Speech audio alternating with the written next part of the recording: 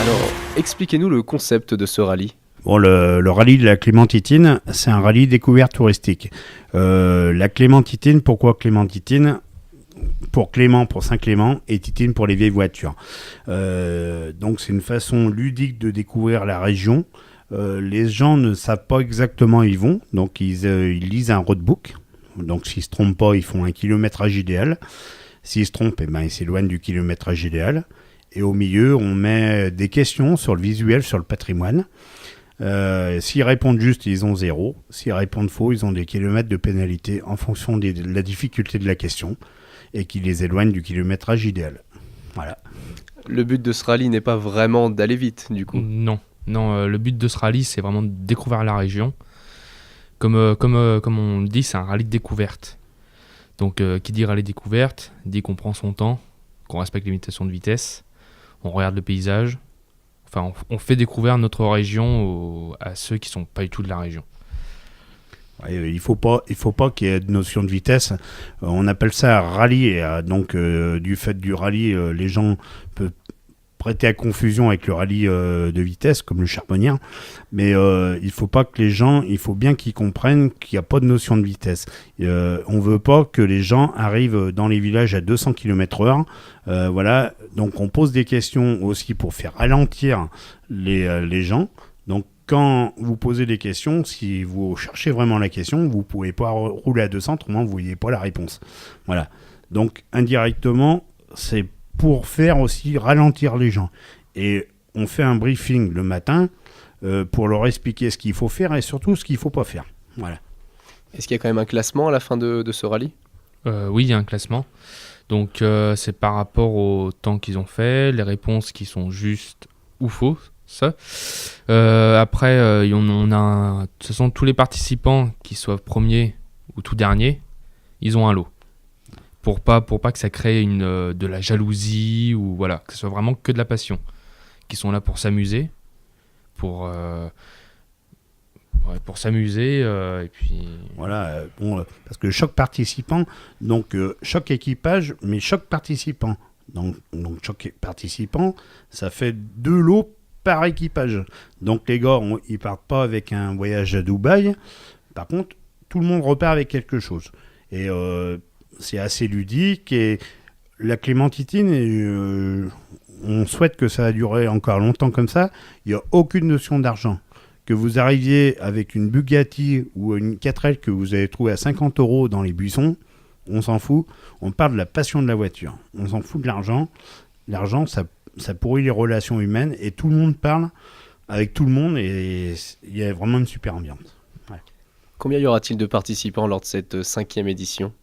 Alors, on se limite à 62 voitures parce que la seule défaite de notre village ne permet pas d'accueillir beaucoup plus de monde parce que 62 voitures, ça fait 124 personnes.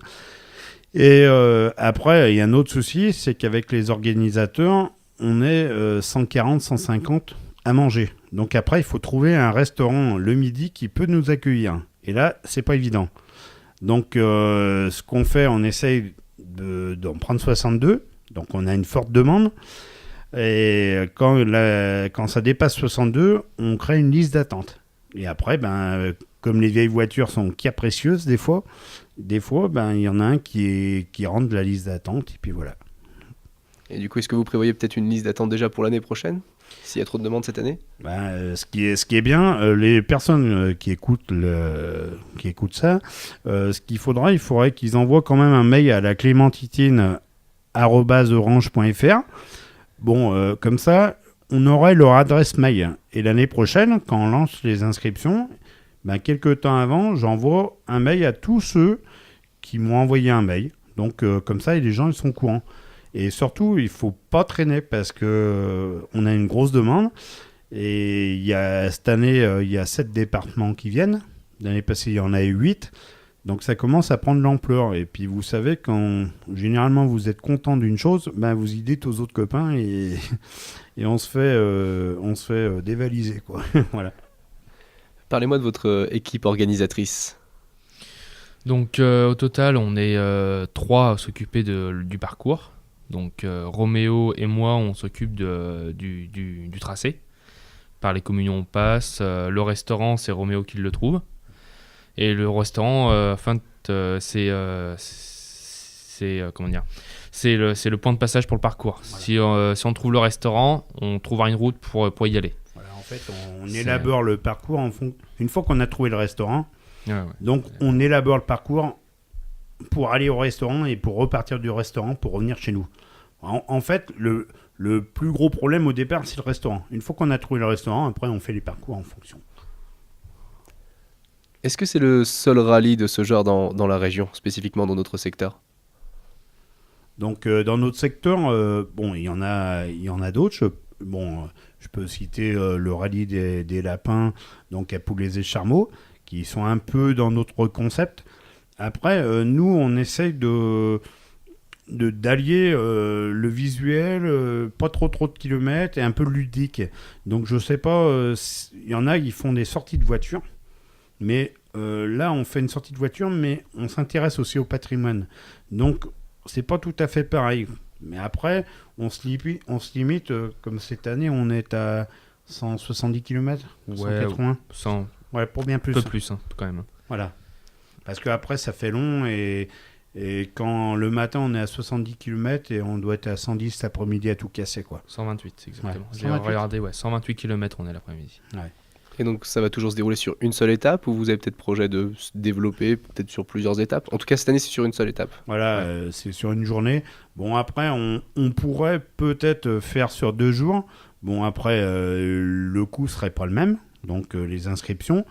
Après, qui dit 2 jours, dit 2 fois plus de travail. Et bon, on est tous, pour l'instant, jeunes, on travaille tous. Donc après, il faudrait se consacrer qu'à ça, quoi. C'est donc la 5e édition, tout se passe bien, vous pensez donc en créer une 6e l'année prochaine, je suppose. Oui, ça c'est sûr et certain. Pour être franc, ça fonctionne super bien, comme Roméo, on en a parlé tout à l'heure. On a des demandes à flux, enfin ça arrive tout le temps. Et puis ça rapporte du monde, puis on se fait connaître au fur et à mesure du temps. Donc c'est ça aussi qui est bien, parce que justement ça nous rapporte des gens de Lyon. Donc même ça peut nous rapporter des gens même de Paris, parce qu'apparemment à Paris, il y a beaucoup de collectionneurs de vieilles voitures aussi. Donc oui, la 6e édition, c'est sûr certain qu'elle se fait, quoi. Ouais, et la 6e édition sera toujours le dernier samedi de mars. C'est toujours le dernier samedi de mars. Et c'est vrai qu'à force, on arrive à avoir des régions un peu qui sont un peu excentrées. Et puis le but, vous pouvez encore le faire. Bon, on sélectionne pas forcément les voitures. Donc il y en a qui peuvent le faire avec une voiture d'origine, mais c'est pas bien l'intérêt. Ce qui est plus intéressant, c'est avec une vieille voiture, une voiture sportive. Donc ça va de la 2 chevaux à la 4L, à la Porsche, à l'Esprit Lotus, à Hummer. C'est complètement des berlinettes. La Bugatti. Ouais. Pas encore des Bugatti, mais voilà. Mais c'est complètement varié et le but, voilà, il n'y aurait que des Porsche, ça serait peut-être joli, mais ce qui est marrant, c'est la diversité de la voiture. Et en gros, il y en a pour tout le monde. Et voilà, donc tout le monde parle avec tout le monde, et bon, j'espère que ça va durer encore longtemps comme ça. C'est à quelle heure que ça commence ? Les premières voitures, elles arrivent autour de 8h, et après, donc, on part toutes les minutes. Donc, là, on a encore... on va peut-être partir à 9h ou 9h30, on ne sait pas encore vraiment le départ. Mais en gros, pendant 1 heure, ils partent des voitures. Donc, en gros, il y a qu'à se caler sur 9h le départ. Et jusqu'à 10h, 10h30, il y a des voitures, quoi. Voilà. Et le soir, pour l'instant, on ne sait pas vraiment à l'heure que les gens reviennent, parce que c'est en fonction s'il y en a qui se perdent. Voilà, quoi. Ouais, c'est... Bon, et puis les questions, il y en a qui répondent et qui mettent 2 minutes pour trouver une réponse, et puis il y en a qui mettent 20 minutes. Voilà. C'est donc la 5e édition de ce rallye Clémentitine. Le départ se tient à la salle des fêtes de Saint-Clément-sous-Valsonne dès 9h. Merci à vous, Roméo Bourrier et Mathieu Ferraton, d'être venus dans nos studios d'RVR pour nous parler de ce rallye. Merci RVR pour votre soutien, et comme toutes les années, vous êtes toujours présents pour nous soutenir, et merci pour toute la région pour tout ça. Merci à vous de m'avoir invité aussi. Donc c'est la première fois, donc ça fait plaisir. Merci. Venez donc nombreux admirer toutes ces voitures aussi différentes qu'elles seront, parce qu'il y aura toutes sortes de voitures. C'est donc le 25 mars dès 9h à Saint-Clément-sous-Valsonne.